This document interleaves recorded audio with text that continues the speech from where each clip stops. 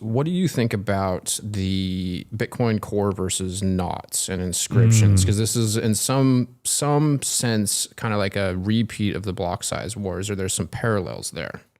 There are some interesting parallels. I don't feel like I have nearly as informed an opinion on the Bitcoin Core versus knots as I did on the block size wars. Like during the block size wars, I was just up until 4 a.m. every day in Bitcoin Slack channels and IRC channels and like bags under my eyes. And, you know, even though objectively I wasn't writing code for it, I felt like, man, I've like got to be part of it. And this is a very important battle to win.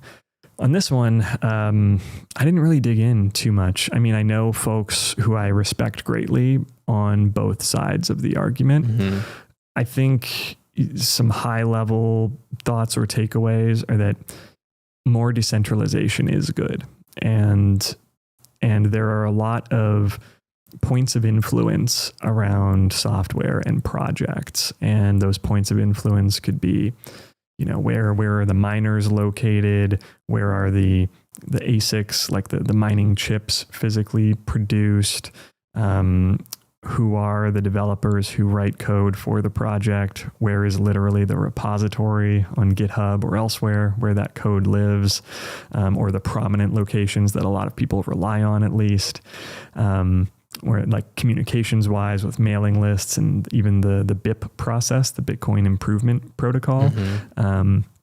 You know, I think it's good to never just start getting too comfortable with all of these systems. And if we do, then maybe one of them could be hijacked or could be influenced as it becomes increasingly identified as being valuable.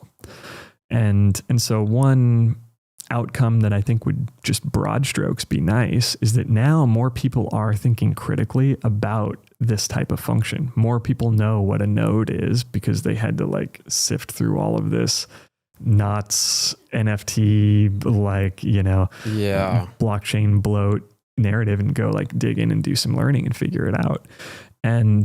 And so my understanding of knots, I run Bitcoin Core at home. I plan to continue doing that, you know, unless some information I see changes something more for me than it has already. But I do think the NFT stuff is garbage. I think it's nonsense. I think it's you know, like maybe there's some substance to the concept of NFTs, to the concept of collecting something digital, but that like is the form it takes going to be these assets that are literally like etched into Bitcoin's blockchain on layer 1. Just seems like not a fit. It seems like weird. It seems mostly like profit driven. Yeah. And it seems like a cash grab and kind of sleazy. And so I've never bought an NFT. Will I ever own one? Maybe in like 10 or 20 years. But the opportunity cost of spending money right now on an NFT versus Bitcoin, which is the world's future monetary base, is insane. Yeah. So no, thank you all day. Like not a chance to any of that anytime soon. But I guess, going back to one benefit of this whole hoo-ha around it is that I think now maybe more people will be interested in contributing to other implementations of Bitcoin. Maybe knots will gain some support or some contributors. And even if I don't run knots, and even if some of the people who are on that side are a little bit more extreme or black and white, or I don't like exactly agree with their view on this specific issue, I think it's healthy to have multiple implementations because that just makes the ecosystem more robust. Yeah. It provides us these other options. And so generally, I think that's a positive outcome. And I have to imagine that we've already seen some indications of that. I'd be surprised if we haven't. But that's an outcome I'd be hopeful for. Yeah. And would you say that by having blockchain bloat, doesn't that incentivize layer 2 and up innovation? In a way it does, you know, and I hope that all of the NFT stuff finds some layer 2 or higher home to accommodate it at some point. Because the blockchain itself is just like, it's almost this tragedy of the commons where you have limited capacity that is intended for some service, where it's maybe being money for the world and allowing individuals to transact in a censorship resistant way. And I'm making this analogy up off the top of my head, so have mercy in the comments. But it's I think it's like if you were hosting some event, like for some charity or fundraiser or cause you thought was important in the world, and then there are like 10 seats available or 100 seats available, but it's some fixed number. And yes, it's a public event, so in theory anyone can come. But if somebody comes in and they just like have a megaphone and they're just like shouting and they have neon lights and they don't let you actually like do what you want to do and the other people there want to do and what the system was kind of designed for, then that's annoying and that sucks. Big time.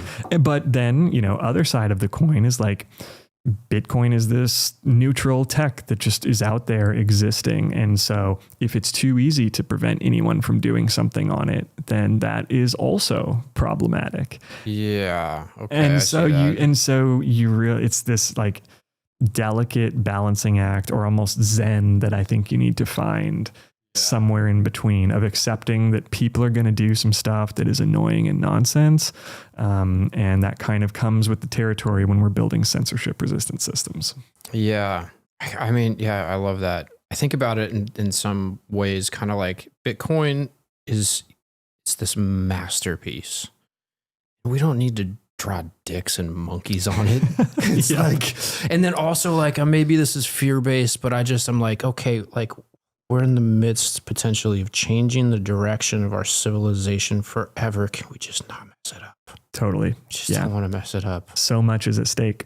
It's such a big deal. And so that's the part of me where I get concerned, just because I'm driving here to work today. I had an emotional moment just thinking about all of the injustice in the world, the bifurcation of our society, this have not have yachts world that we're finding ourselves in the midst of. It's like, can we just fix the money, and then you could sell monkeys all day long? Yeah. I don't care. You can sell whatever you want, but can we just save the fucking world, please? Totally. End the Fed, and then I'll buy an NFT. Thanks for watching. If you enjoyed this episode, click here to find more just like it, and here to find our most recent episode. Also, make sure to like this video to help shine light on the corruption of money, and be sure to subscribe to this channel to stay connected.